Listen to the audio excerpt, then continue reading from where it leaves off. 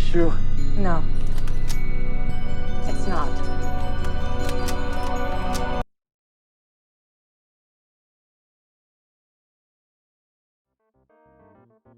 What's up everyone, welcome back to my channel. Oh, I can actually say that now.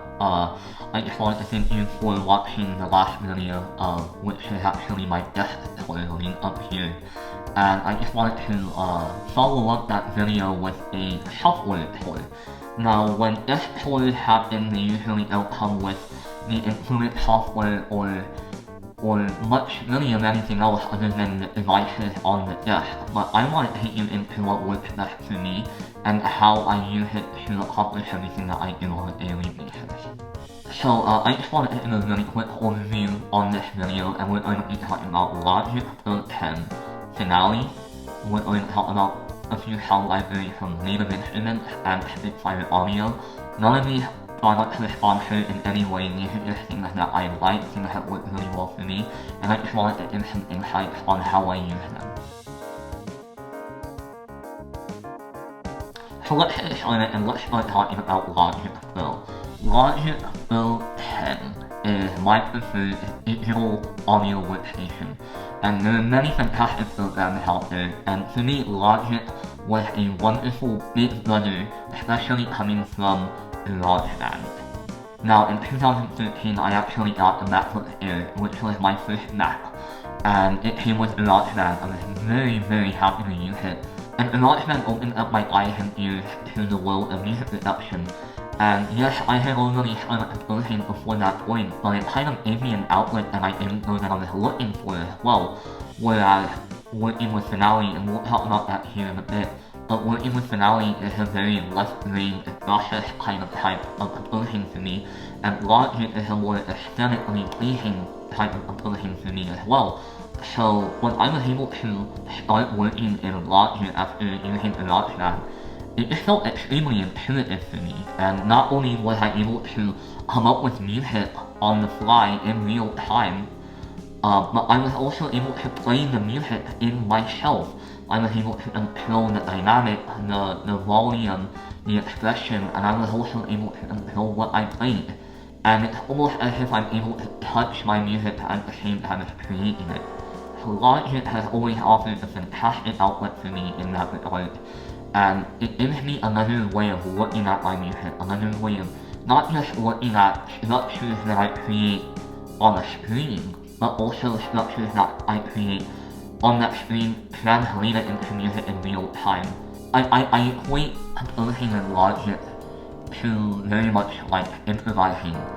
And at the end of a project, you're able to look at what you've created kind of as an improvisation that's just cemented into a piece of art. And it's just such a very intuitive program for me in that regard. With Logic, I'm able to just let the music tell me and just fully operate as a vessel. And Logic has just been a fantastic program for me to use. So in August, I'm actually going to come out with a series talking about creating a piece in Logic and then turning that into musical content in Finale, and then engraving in Finale, and then marketing the piece on social media and stuff like that. And I think that it's going to be a very interesting resource. So if you have any questions, feel free to leave them down below in the comment section. So all in all, Logic Pro 10 has been a fantastic program for me to use. I love it, and again, the one thing that I want to reiterate is that I'm looking for things that work best for me, that work best for my workflow. They don't have to work best for you. In fact, there are other fantastic programs out there that work extremely well for other people that don't work well for me. Again, I highly recommend that you do some research, and if you have the opportunity to find a program that works well for you, then the more that you learn about that program, the easier time it will be for you to create effortlessly. So let's talk about my workflow in Logic Pro 10. So I created a template with the BBC Symphony Orchestra, this other version from Spitfire Audio. So now let's open up the template and let's talk about that. Right here we can see how the template is arranged. And I arranged my template in a way that is very representative of a symphony orchestra. And it's really intuitive for me to create projects immediately, very instantaneously, with the automation of iterations of long and short sounds for all of the instruments that I would typically write for. So let's just explore a little bit.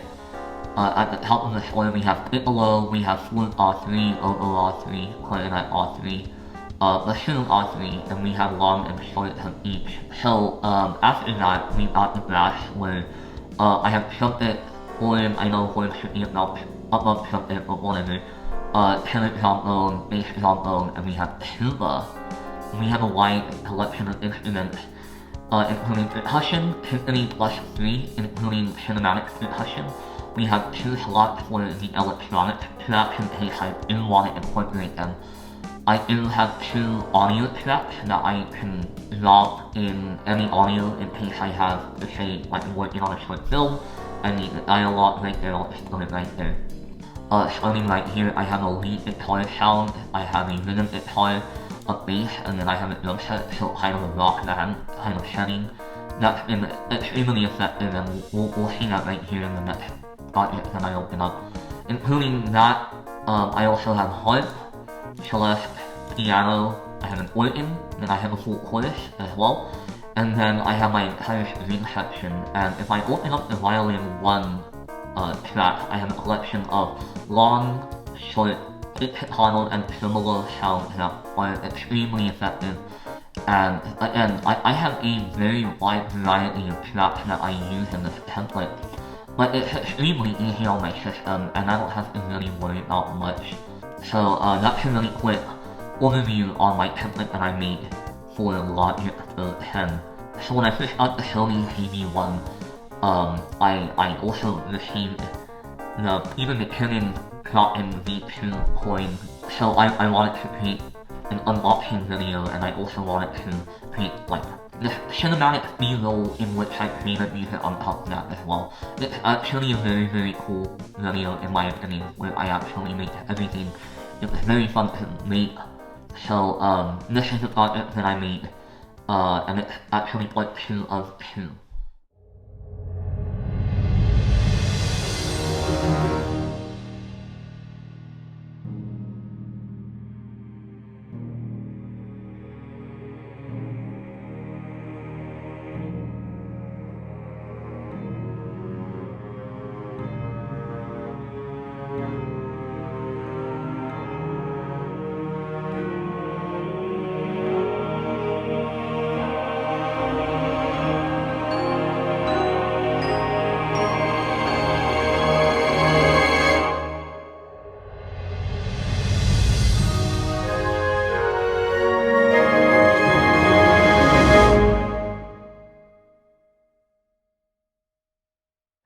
Again, I had a ton of fun creating this project, and this was actually the Plot-in V2 project was this one that I made with this new template, and I'm immediately impressed by how it's like I was creating the finale, and we'll talk about that here in a bit, but instead of just clicking note by note and rhythm by rhythm, I was just able to play everything in, and it felt extremely intuitive.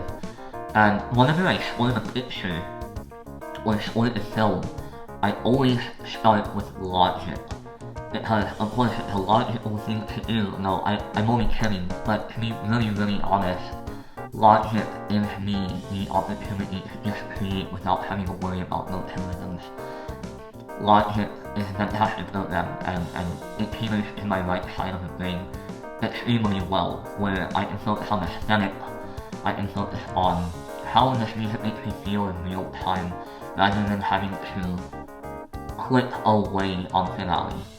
So finale in no way is inferior to me compared to Logic.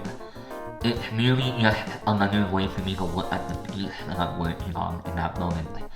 And unlike Logic, where I'm able to play everything in and touch my music and create intuitively, Finale activates the other side of my brain, the left side of my brain, which helps me consider patterns, consider motivate ideas, and in fact, let's just talk about Finale.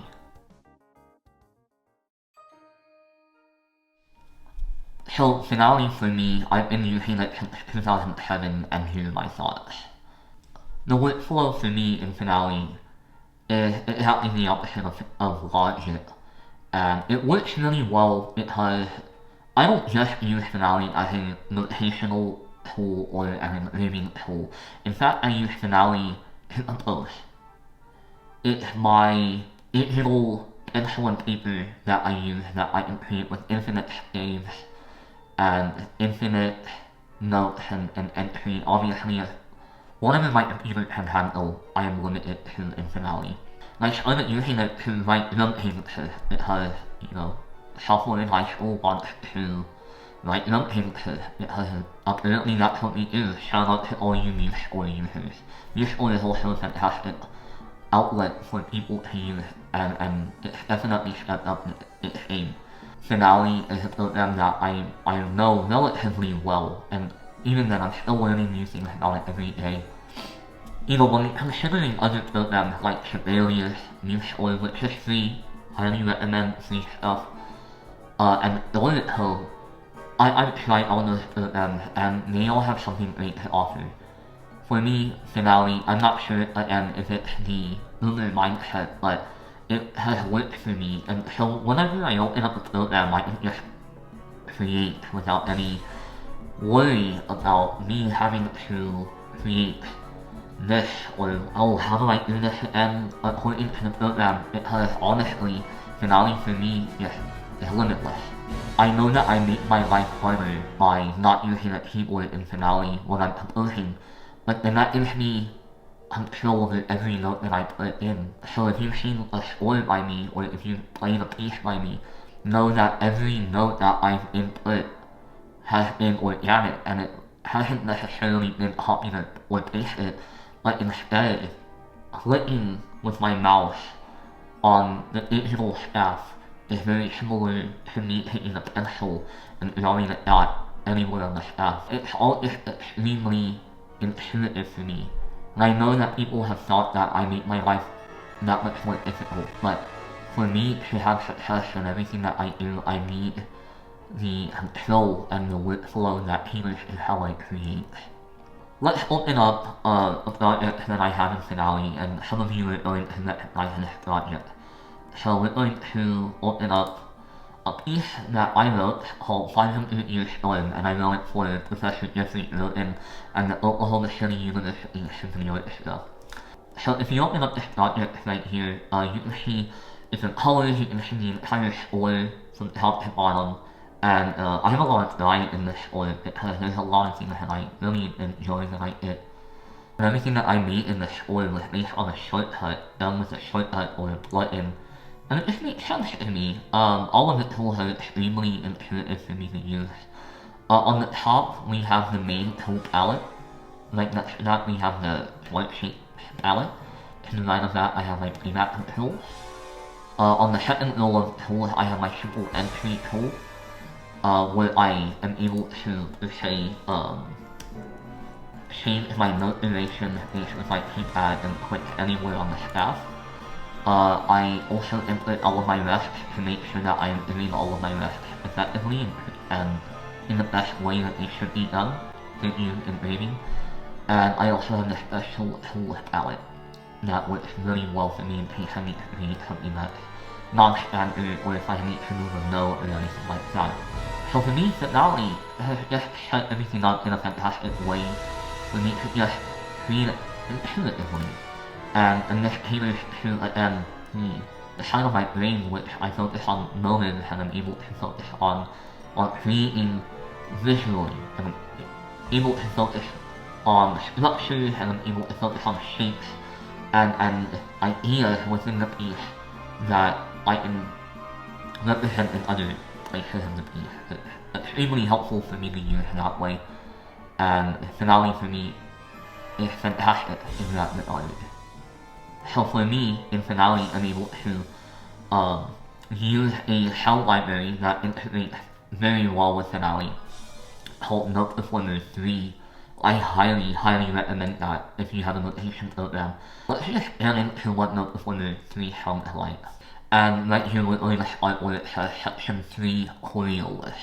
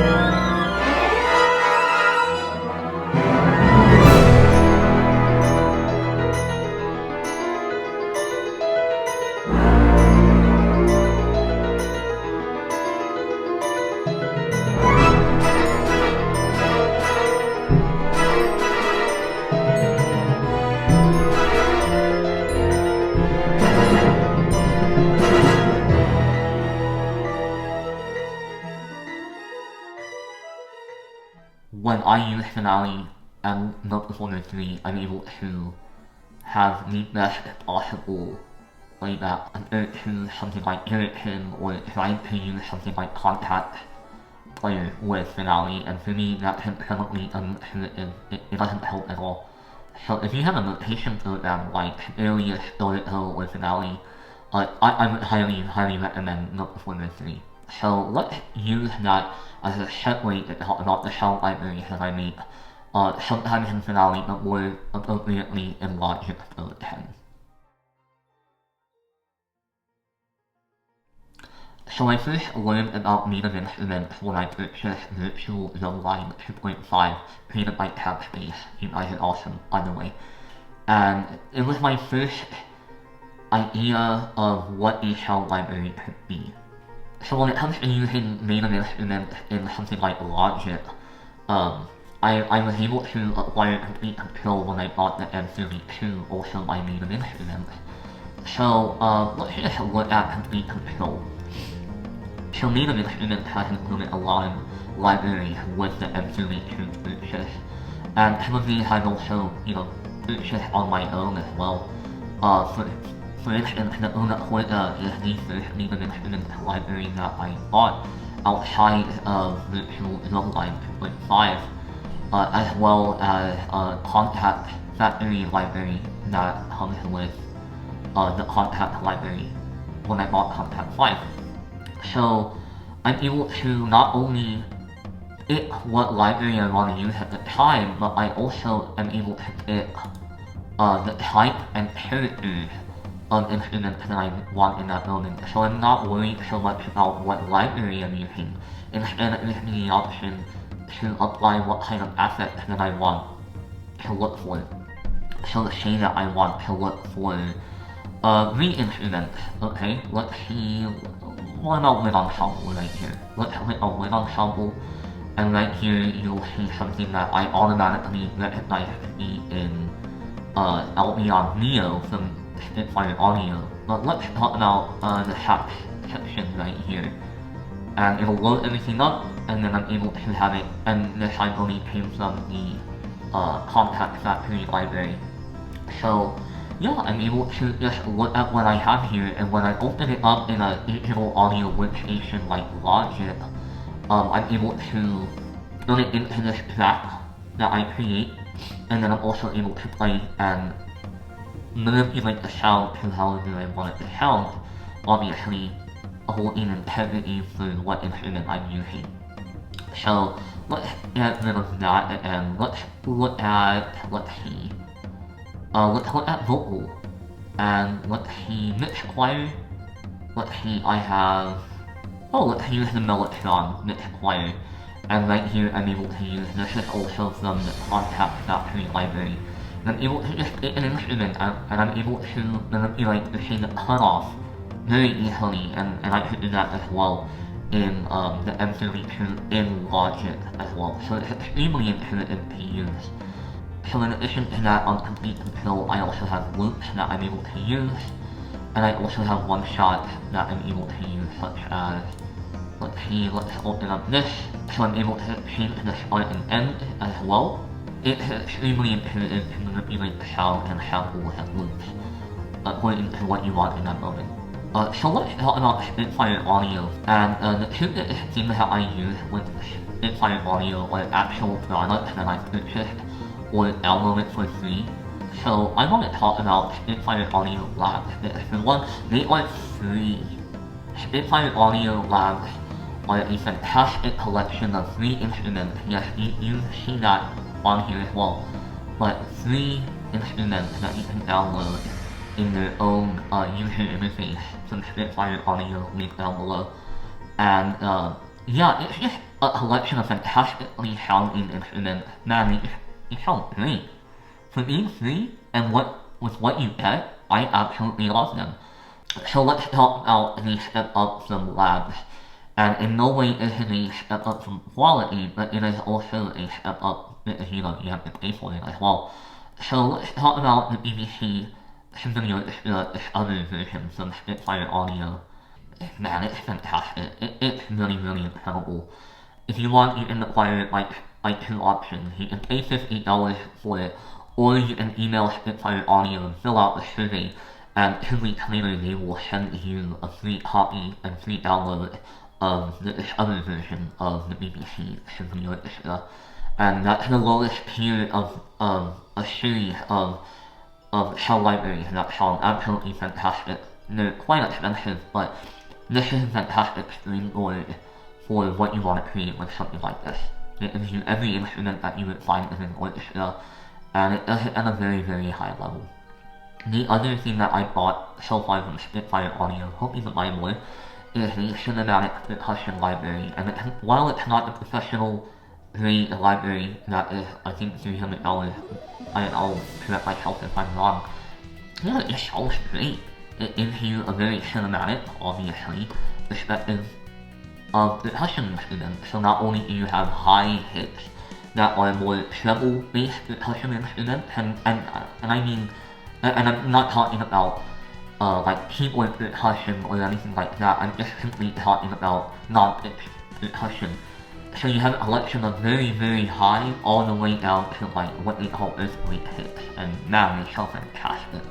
And in addition to those sounds, you've got swells, you've also got cymbal hits, you've got like anvil hits as well. I highly recommend it, and I believe I bought it for only $30. So it's definitely something that you might want to look into if that's what you're going for. So the Spitfire Audio, they're definitely killing the game right now. Hoping that they come out with an 8-bit library. Thank you, Westworld Competition. No, I'm only kidding, and I'm just poking fun at them. So definitely check out Spitfire Audio and leave an instrument stuff. So there are many fantastic sound libraries that are free and purchased that you have to go out there and look for yourself, find them, use them, learn how they work, and just create. So the last thing that I want to talk about is me starting a Patreon account. A few weeks on Instagram stories I actually put up, would you be willing to pay less than or more than $5 to help support me as an artist or as a freelancer? And I had quite a few people say that they would pay $5 or more. So I'm deciding to take the plunge and create a Patreon. The link will be down below. So I'm planning on having 4 tiers on my Patreon. I want you to check them down below and that like button. And just see for yourself what you can hopefully help me out with. And not just that, but also reap the benefits of what I want to explore and share with my Patreon with specific viewers and specific patrons. And I highly recommend that you check it out, seriously. And that Patreon is now live, so you should check it out. Hopefully, who knows, you might be interested in the things that I have to share. And all in all, especially in a time like this where I make most of my income on commissions, and commissions are not happening right now, I would definitely appreciate if some of you, any of you, would be happy to help support this channel and help support me as an artist by simply just donating every month to my Patreon. Thank you in advance. So I want to thank you again for watching this video. I know it's probably another long one for you guys, but I want to give a lot of insight on everything that makes my life easier as an artist and as a composer. So one more thing that I want to reiterate is that you should find what programs work best for you, whether it be digital audio workstations or notation programs. Because if you want to create, you shouldn't be hindered by not knowing the program. You shouldn't be hindered by what that program has to offer. And if that program doesn't have enough to offer to you, then you should find one that does. And all of us should create to one extent or another. And it doesn't matter how much we create or how little we create. The simple fact that we create in the first place is more than enough. So I urge y'all, definitely create with intent, create with passion, create with heart. Also mind. Because creating should use your entire brain, not just one side or the other. So get out there, find what works for you, and just create. Thanks for watching. Don't you love when you record a whole video and it's ready to edit, and then you realize that you've been out of focus the whole time? Anyway, hope you enjoyed this video.